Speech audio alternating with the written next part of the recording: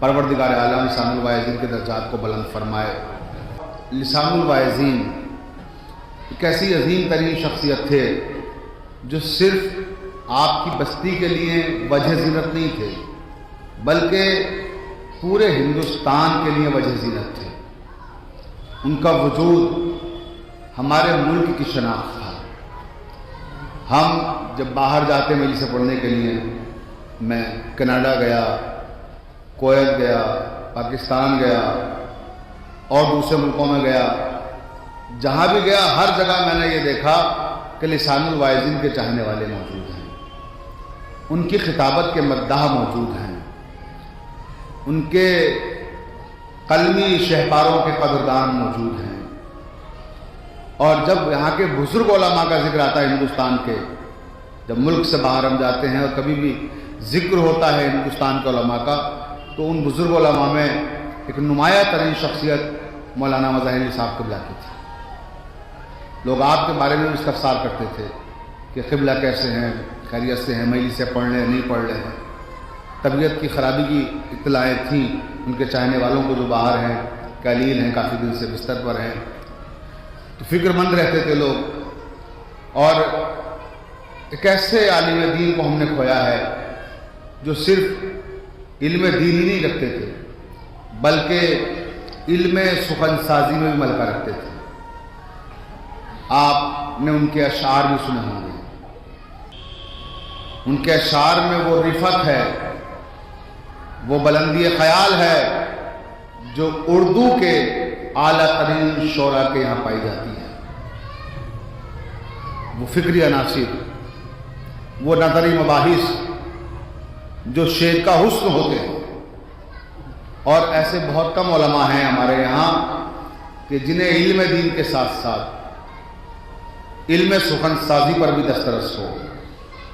مظاہر صاحب قبلہ ہمارے ایسے ہی بزرگ علماء میں تھے، اور مجھے براہ راست ان کی شاگردی کا شرف حاصل نہیں ہے کہ میں نے مدرسے میں رہ کے تعلیم حاصل کی ہو، لیکن وہ اس نوعیت سے اور اس اعتبار سے اور اس لحاظ سے میرے استاد ہیں کہ میں نے ان سے ان کی خدمت میں حاضر ہو کے ان کے لکھنؤ کے قیام کے دوران بہت کچھ سیکھا ہے، چاہے وہ انشاء پردازی کے حوالے سے ہو اور چاہے وہ خطابت کے حوالے سے ہو۔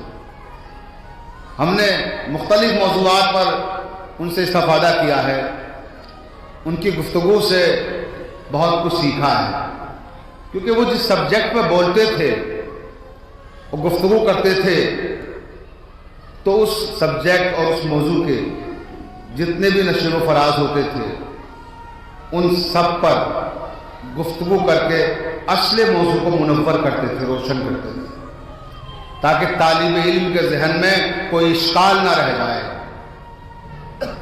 تو ایسے اساتذہ اب کہاں، اور ہم نے واقعی ایک ایسے استاد کو کھویا ہے جو مثل باپ کے تھا، جس کی شفقت طلباء کے لیے ویسے ہی تھی جیسے باپ کی شفقتیں ہوتی ہیں۔ اور یہاں جامعہ کے طلباء موجود ہیں، اساتذہ موجود ہیں، اس بات کی تصدیق کریں گے کہ انہی نے طلباء کے ساتھ ہمیشہ ویسا سلوک کیا جیسا ایک باپ اپنی اولاد کے ساتھ کرتا ہے، اور علم کے جو چراغ روشن کیے، چاہے وہ جامعہ مہدیہ کی شکل میں ہو، یا پھر جو انگلش میڈیم اسکول ہے وہ، یا جو انٹر کالج ہے وہ، اور یا انشاءاللہ تعالیٰ ڈگری کالج جب بنے گا تب بھی اس کی اساس اور اس کی بنیاد بھی قبلہ ہی قرار پائیں گے۔ مثلا سر سید نے جب علی گڑھ یونیورسٹی، جس کو آپ دیکھتے ہیں، یہ یونیورسٹی نہیں تھی جب بنائی تھی سر سید نے، یہ پہلے اسکول کھولا تھا، پھر ایک کالج بنا اور سر سید رخصت ہو گئے، ان کے بعد یہ یونیورسٹی بنی ہے، مگر کہلاتی کس کی ہے؟ سر سید کی بنائی ہوئی، کیونکہ خاکہ انہی کا تھا، اساس انہی نے قائم کی، بنیاد انہی نے رکھی، عمارت بعد والوں نے تعمیر کی۔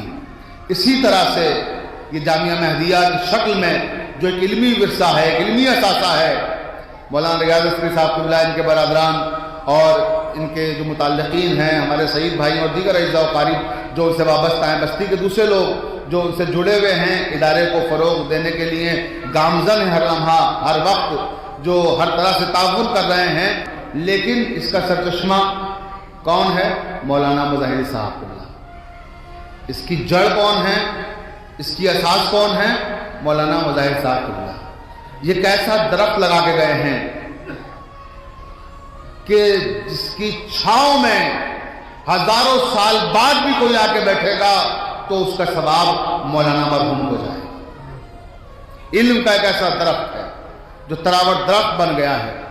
اب بس میری یہی دعا ہے کہ پروردگار عالم ان کے ورثاء کو کامیابیاں اور کامرانی عطا فرمائے کہ جو وہ اساتذہ چھوڑ کر گئے ہیں وہ اس کی حفاظت بھی کریں اور مزید اسے آگے بھی بڑھائیں. آپ حضرات سے گزارش ہے کہ آمین کہیں.